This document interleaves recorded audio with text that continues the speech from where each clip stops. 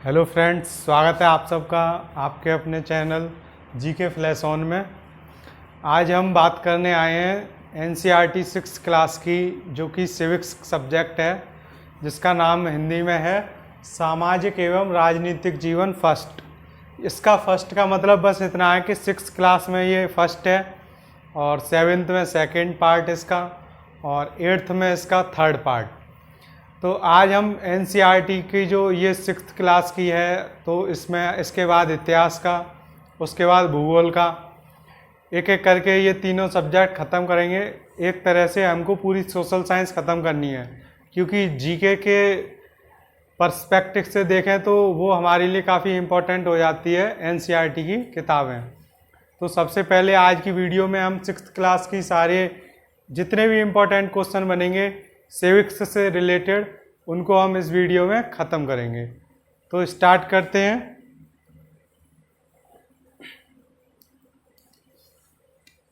सबसे पहला क्वेश्चन है, किसी क्षेत्र की विविधता पर प्रभाव पड़ता है।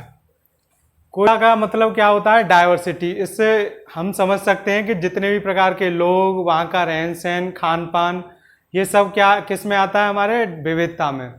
तो विविधता पर किसी भी क्षेत्र का मतलब कहीं की भी कोई सी भी जगह हो, उसका उस पर किस किस चीज़ का प्रभाव पड़ता है?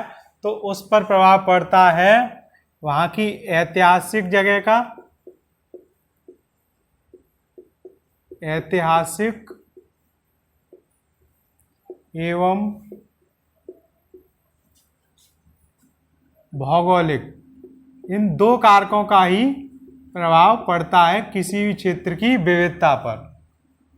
भौगोलिक, ठीक है, ऐतिहासिक एवं भौगोलिक कारकों का प्रभाव पड़ता है किसी भी क्षेत्र की विविधता पर। आपको ये याद रखना है। और ये सारे क्वेश्चन इसी किताब में से हैं, इसलिए आज 6th क्लास की जितने भी क्वेश्चन हैं सब इसी किताब में से हैं। बाकी आपको जीके की अलग से बताया जाएगा, लेकिन अभी हम एनसीईआरटी कवर कर रहे हैं, तो उस एनसीईआरटी में से जितने भी मोस्ट इंपॉर्टेंट क्वेश्चन हैं सबको इसमें हमने लिया है। नेक्स्ट क्वेश्चन है, लद्दाख जम्मू कश्मीर के किस दिशा में है? तो आप बताइए, लद्दाख जो हमारा अब यूनिटरी स्टेट्स बन गया है, तो वो कौन सी दिशा में है? जम्मू कश्मीर के पूर्व दिशा में। तो उसको हम बता देंगे पूर्वी दिशा में।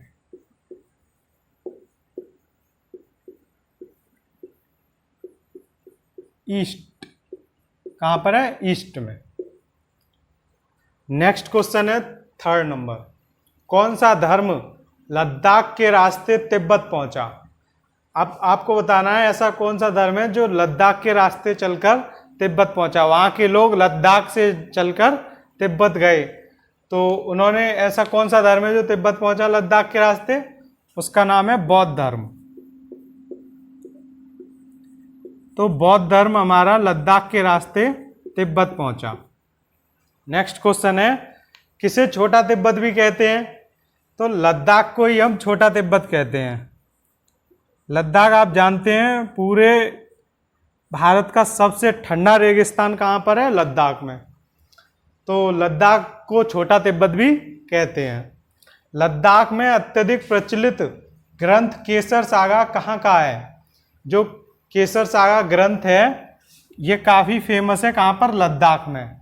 तो ये कौन सी जगह का है केसर सागा? ये है हमारा तिब्बत का। ये जो लद्दाख में केसर सागा ग्रंथ है ये तिब्बत से आया है और वो लद्दाख में काफ़ी प्रचलित है। तो आप इसका स्क्रीनशॉट ले सकते हैं।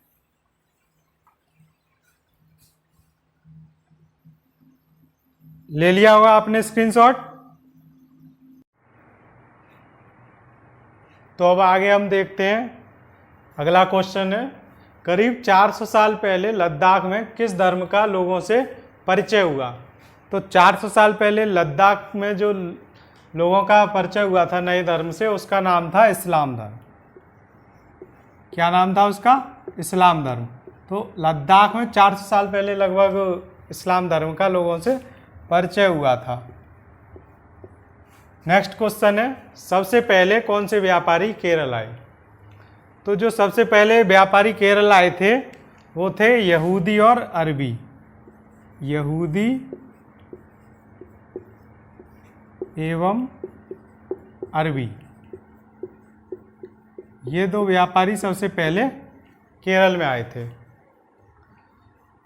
और आपको लग रहा होगा ये 6th क्लास की एसएसटी है। देखिए एनसीईआरटी काफ़ी इम्पोर्टेंट होती है किसी भी एग्ज़ाम के लिए। अगर आप इसको अच्छे से एक बार पढ़ेंगे तो बार बार तो पढ़नी नहीं है, क्योंकि है ही 6th क्लास की, एक बार में आपके माइंड में बैठ जाएगी ये। फिर भी आपको इसका रिवीजन करते रहना है महीने 2 महीने में, लेकिन ये आपके लिए है काफ़ी इम्पोर्टेंट, इसीलिए मैंने इस पूरी किताब को एक ही वीडियो में कवर किया है। नेक्स्ट क्वेश्चन है, भारत और भारत में कहाँ पर, केरल में किसे ईसाई धर्म लाने का श्रेय जाता है? तो भारत में पहली बार जो ईसाई धर्म आया था वो आया था केरल में, और वो उसको कौन लाया था, किसको श्रेय जाता है? उनका नाम है संत थॉमस। तो संत थॉमस को भारत में, और वो भी केरल जगह में, ईसाई धर्म लाने का श्रेय जाता है, संत थॉमस। ठीक है, पहले तो आपसे कोई ये पूछ सकता है कि भारत में किसे ईसाई धर्म लाने का श्रेय जाता है। फिर आपको इस क्वेश्चन में से ये भी पूछ सकते हैं कि भारत में संत थॉमस किस राज्य में सबसे पहले ईसाई धर्म लाए थे? तो आपका नाम होगा, आंसर होगा संत थॉमस लाए थे केरल में। नेक्स्ट क्वेश्चन है, केरल में मनाए जाने वाले त्यौहार ओणम का विशेष आकर्षण क्या है? जो केरल में एक त्यौहार मनाया जाता है हर साल, ओणम, उसका विशेष आकर्षण क्या है? उसका विशेष आकर्षण है वहाँ पर होती है नाव प्रतियोगिता। तो इस नाव प्रतियोगिता में क्या होता है, कम से कम 10-15 लोग एक साथ एक नाव में बैठकर उसको चलाते हैं। ऐसे ही 2-3 नाव हो जाती हैं, 4 हो जाएं, 5 हो जाएं, उनमें होती है फिर रेस। उस रेस को जो जीतता है वही उस प्रतियोगिता का विजेता होता है। अगला क्वेश्चन है, अनेकता में एकता का विचार किसने दिया? तो अनेकता में एकता का विचार किसने दिया? आपके पास अगर किसी ने ये क्वेश्चन नहीं पढ़ा है तो उसके माइंड में सबसे पहले आंसर आएगा सरदार वल्लभ भाई पटेल, और महात्मा गांधी आ गया, लाल बहादुर शास्त्री आ गए, बाल गंगाधर तिलक आ गए, कोई भी आ गए, तो काफ़ी कन्फ्यूजन हो जाता है इतने इजी क्वेश्चन में भी। तो हमको पता होना चाहिए अनेकता में एकता का विचार किसने दिया भारत में? पंडित जवाहरलाल नेहरू ने। तो आप ध्यान रखना, पंडित जवाहरलाल नेहरू ने अनेकता में एकता का विचार दिया, और इन्होंने ये विचार अपनी पुस्तक में दिया था। कौन सी पुस्तक में दिया था? किसी को पता हो तो वो बताए। इन्होंने अपनी पुस्तक जो कि जिसका नाम है डिस्कवरी ऑफ इंडिया, उसमें इन्होंने अनेकता में एकता का विचार दिया था। और पंडित जवाहरलाल नेहरू कौन थे? हमारे भारत देश के पहले प्रधानमंत्री बने थे पंडित जवाहरलाल नेहरू। आप इसका स्क्रीनशॉट ले सकते हैं।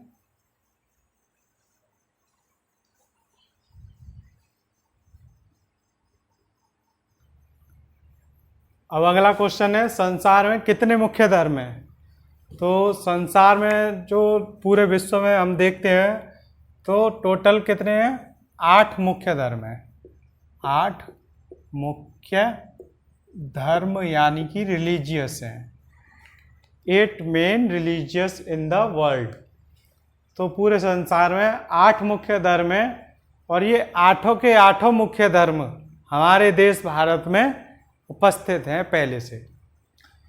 अगला क्वेश्चन है, भारत में कितनी भाषाएं जो कि मातृभाषाएं हैं बोली जाती हैं? तो भारत में 1600 से अधिक मातृभाषाएं बोली जाती हैं। कितनी मातृभाषाएं भारत में बोली जाती हैं? 1600 से अधिक। तो ये है 1600 से अधिक, इतने से ज़्यादा ही बोली जाती हैं। अगर आपका क्वेश्चन आता है पेपर में कितनी मातृभाषाएं बोली जाती हैं, तो वो 1600 होगा, 1700 होगा, 1500 होगा, तो आपको आंसर क्या देना है? 1600। तो 1600 से अधिक। भारत में कितनी तरह के नृत्य किए जाते हैं? कितने प्रकार के भारत नृत्य किए जाते हैं? आपने जैसे सुना होगा सतरिया है असम का, और बिहू है असम का, और कुचिपुड़ी और कथकली, इस तरह के भरतनाट्यम, बहुत सारे प्रकार के नृत्य हैं। तो भारत में 100 से अधिक नृत्य किए जाते हैं। 100 से अधिक तरह के नृत्य कहाँ किए जाते हैं? भारत में 100 से अधिक तरह के। तो भारत में 100 से अधिक तरह के नृत्य किए जाते हैं, ये हमको याद रखना है। अगला क्वेश्चन है, जब हम किसी के बारे में पहले से कोई राय बना लेते हैं, किसी के बारे में हम पहले से अपने माइंड में कुछ सोच लेते हैं, जैसे बहुत सा आपने सुना होगा कि कोई पिंक कलर के कपड़े पहन लेता है तो सब सोचते हैं अरे ये लड़की ही होगी। कोई किसी छोटे से बच्चे को हम अगर पिंक कलर का कोई कपड़ा पहना दें तो उसको देखकर ज़्यादातर क्या आइडिया लगाते हैं लोग कि अरे ये तो लड़की होगी।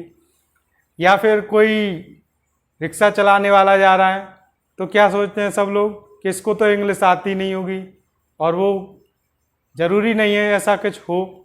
तो अगर कोई किसी के बारे में पहले से राय बना ले उसको हम क्या कहते हैं? पूर्वाग्रह। पूर्वाग्रह, इसको इंग्लिश में बोलते हैं प्रीकंसीव्ड। प्रीकंसीव्ड। तो किसी के बारे में पहले से कोई राय बना लेना ही पूर्वाग्रह कहलाता है। अगला है, जब हम सभी लोगों को एक ही छवि में बांध देते हैं या उनके बारे में पक्की धारणाएं बना लेते हैं। सभी लोगों को, एक बहुत बड़े समूह को हम एक ही छवि में बांध लेते हैं। जैसे कि ज़्यादातर आप सब ने देखा होगा कि कोई लड़कियां हैं तो कोई एक लड़की को नहीं, जितनी भी लड़की हैं सबको क्या समझा जाता है कि ये फिजिकली काफ़ी वीक होंगी। या फिर लड़के हैं तो क्या कहते हैं कि मर्द को दर्द नहीं होता। ये सब क्या है? ये एक रूढ़िबद्धता धारणा बना ली गई है, जबकि ऐसा कुछ नहीं है।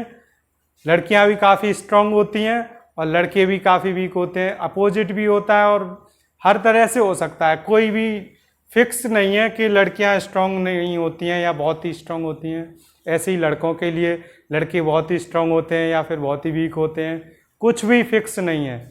लेकिन जिसने एक ही छवि में बांध दिया है, पहले से ही सोचकर किसी के बारे में पक्की धारणा बना ली है, उसको हम कहते हैं रूढ़िबद्धता। रूढ़िबद्धता या फिर रूढ़िबद्ध धारणा, इसको इंग्लिश में कहते हैं स्टीरियोटाइप।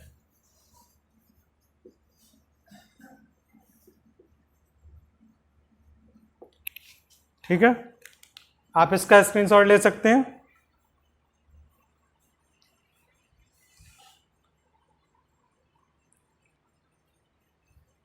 एक बात और मैं आपको बताऊंगा, जो ये पूर्वाग्रह और रूढ़िबद्ध धारणा है, इसी की वजह से भेदभाव और असमानता समाज में फैलती है।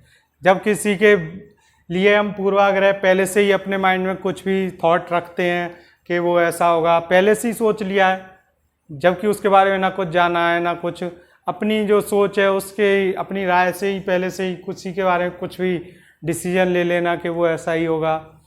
या फिर किसी के बारे में पहले से कोई थॉट अपने माइंड में फिक्स कर लेना, तो पूर्वाग्रह और रूढ़िबद्ध धारणा, प्रीकंसीव्ड एंड स्टीरियोटाइप, इनकी वजह से ही भेदभाव और असमानता समाज में फैलती है।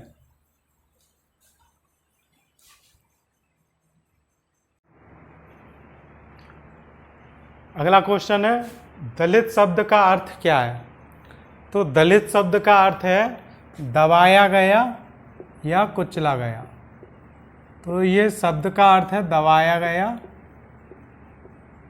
या फिर कुचला गया या कुचला गया। तो इस शब्द के अर्थ से ही हम समझ सकते हैं कि दलित शब्द क्यों पड़ा। जिन एक प्रकार के वर्ग को काफ़ी परेशान किया गया, दबाया गया, कुचला गया, मतलब कि उनको चैन से या सम्मान से समाज में नहीं रहने दिया गया।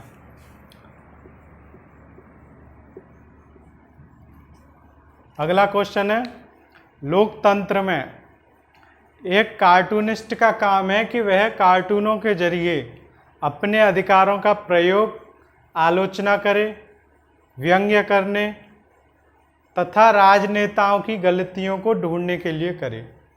तो अपने अधिकारों का प्रयोग एक कार्टूनिस्ट इन सब के लिए करे, ऐसा ये पूरा एक कथन है। तो ये कथन किसने कहा है? ये कहा है R.K. लक्ष्मण ने।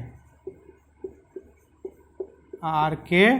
लक्ष्मण ने ये कथन कहा है कि कार्टूनिस्ट को अधिकार है कि वो कार्टूनों का प्रयोग करने के जरिए आलोचना भी कर लिए और व्यंग्य भी कर ले और राजनेताओं की गलतियों को ढूंढने के लिए अपने कार्टून का प्रयोग करे। अगला क्वेश्चन है सफ्रेज का मतलब क्या होता है? तो जब पहला विश्व युद्ध चल रहा था 1914 से 1918 के बीच में, जो पहला विश्व युद्ध हुआ था, उसी टाइम पर जो महिलाएं थीं उन्होंने काफ़ी हेल्प की थी। जैसे कुछ घायल हो जाते हैं लड़ाई झगड़े में, जो वॉर चल रहा था उसमें, तो उन्होंने काफ़ी, कोई खाना बना रहा है, हर तरह से उन्होंने हेल्प की। तो उन्होंने प्रूव किया कि जो महिलाएं हैं वो भी किसी भी क्षेत्र में किसी से कम नहीं है। तो उन्होंने एक आंदोलन किया था अपने वोट देने का अधिकार मांगने के लिए। तो ये सफ्रेज का भी अर्थ वही है, वोट देने का अधिकार।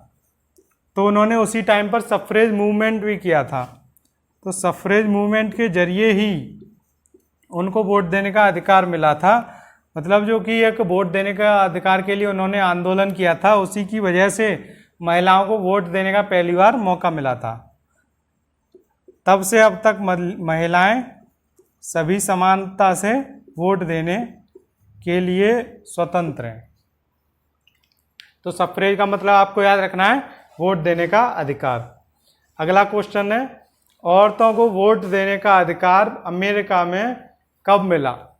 तो ये किस समय की बात है? अभी मैंने आपको बताया था 1914 से 1918 प्रथम विश्व युद्ध में तो ये आंदोलन हुआ था, सफ्रेज मूवमेंट। तो उसी के 2 साल बाद यानी कि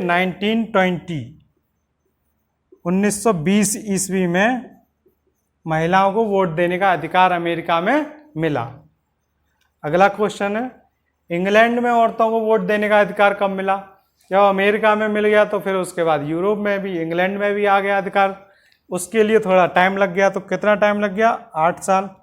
1928 ईस्वी में इंग्लैंड में भी औरतों को वोट देने का अधिकार मिल गया। स्क्रीनशॉट ले सकते हैं आप सब इसका।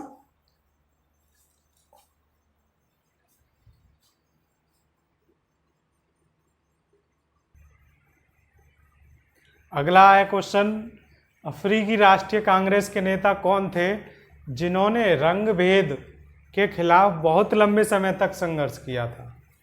तो जो अफ्रीकी कांग्रेस के नेता थे जिन्होंने रंग भेद के खिलाफ बहुत लंबे समय तक संघर्ष किया था, आप सब जानते होंगे उनका नाम। उनका नाम था नेल्सन मंडेला।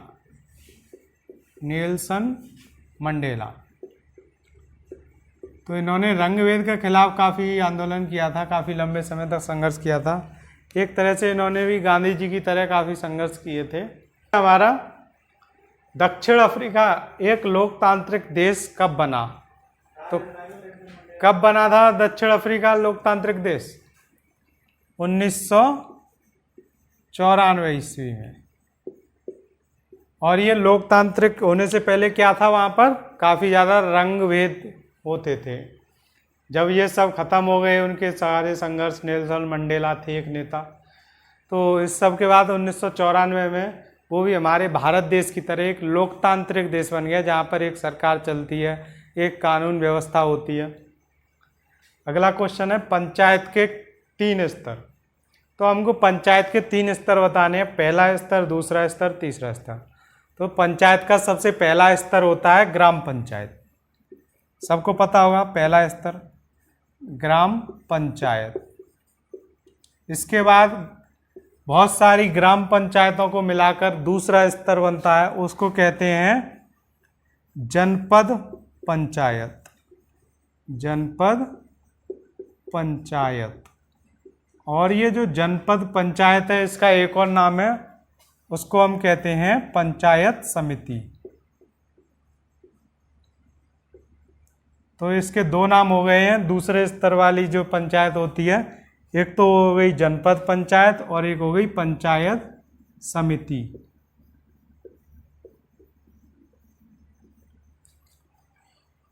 अगला है स्तर, तीसरा स्तर। तो बहुत सारी जनपद पंचायत और पंचायत समितियों को मिलाकर जो पंचायत बनती है उसका नाम है जिला पंचायत। जिला पंचायत, या फिर उसको तुम कह सकते हो जिला परिषद या जिला परिषद।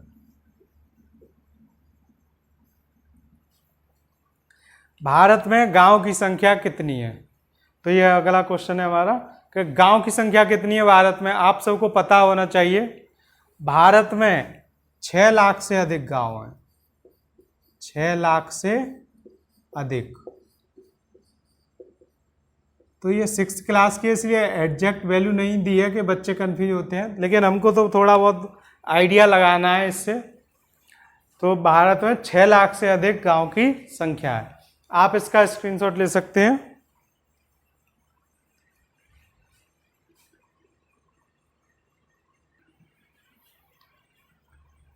अगला क्वेश्चन है, किस कानून के मुताबिक बेटों, बेटियों और उनकी मां को जमीन में बराबर हिस्सा मिलता है?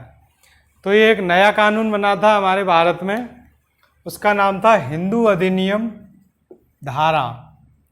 हिंदू अधिनियम धारा। और ये कब बना था, कौन सा कानून था? हिंदू अधिनियम धारा।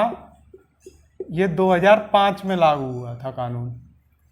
तो ये 2005 का कानून है। इस कानून के मुताबिक जो घर के बेटे हों या बेटियां हों या उन बच्चों की माँ हो, इन तीनों को किसी की संपत्ति का, जमीन का बराबर हिस्सा मिलने का इस कानून के अंदर दिया गया है।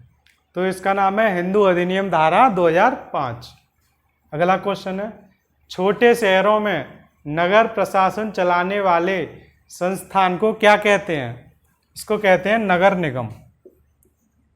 छोटे शहर, बड़े शहरों में जितने भी बड़े बड़े शहर होते हैं, जैसे कि पुणे हो गया और चंडीगढ़ हो गया, इन सब में क्या होता है, जो नगर प्रशासन चलाने वाला संस्थान है उसको हम क्या कहते हैं? नगर निगम।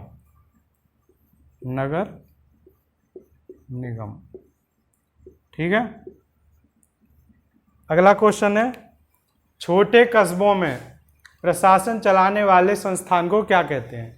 ये तो हो गया बड़े कस्बों में चलाने वाले को नगर निगम कहते हैं। अब पूछ रहा छोटे कस्बों में प्रशासन चलाने वाले संस्थान को क्या कहते हैं? इसको कहते हैं नगर पालिका। तो नगर पालिका है तो छोटे कस्बों में चलेगा इसका काम, नगर पालिका। याद रहेगा आपको, काफी इजी है। अगला क्वेश्चन है, अस्पताल या पार्क कहाँ बनेगा? यह निर्णय कौन लेता है? यह निर्णय लेता है जिला पार्षद। जो भी जिला में पार्षद होता है या पार्षद की समिति होती है, वो यह निर्णय लेते हैं कि अस्पताल कौन सी जगह बनेगा, पार्क कौन सी जगह बनेगा। अगला क्वेश्चन है, 1994 में 1994 में किस शहर में भयंकर प्लेग फैला था? तो ये 1994 में जिस शहर में भयंकर प्लेग फैला था उस शहर का नाम है सूरत। अब आपको बताना है ये सूरत किस राज्य में है। तो सूरत शहर गुजरात राज्य में है। वहाँ पर 1994 में भयंकर प्लेग फैला था। अब आपको पता होगा कि प्लेग एक ऐसी बीमारी है जो हवा के जरिए भी फैलती है। तो उस टाइम 1994 में 3 लाख से ज़्यादा लोग इस प्लेग की चपेट में आए थे और बीमार हुए थे। तो और काफ़ी लोगों की जान भी गई थी। तो उस टाइम इतना गंदा था सूरत कि भारत का सबसे गंदा शहर सूरत था। और एक आज का टाइम है कि ये भारत का 2nd नंबर का सबसे साफ शहर माना जाता है। तो आपके दिमाग में आया होगा कि 1st नंबर पे कौन सा शहर होगा। तो 1st नंबर पे जो अभी शहर है उसका नाम है चंडीगढ़। तो पूरे भारत में सबसे ज़्यादा स्वच्छ शहर है चंडीगढ़, और उसके बाद आता है सूरत, जो कि 1994 में भारत में सबसे गंदा शहर था। आप इसका स्क्रीनशॉट ले लीजिए।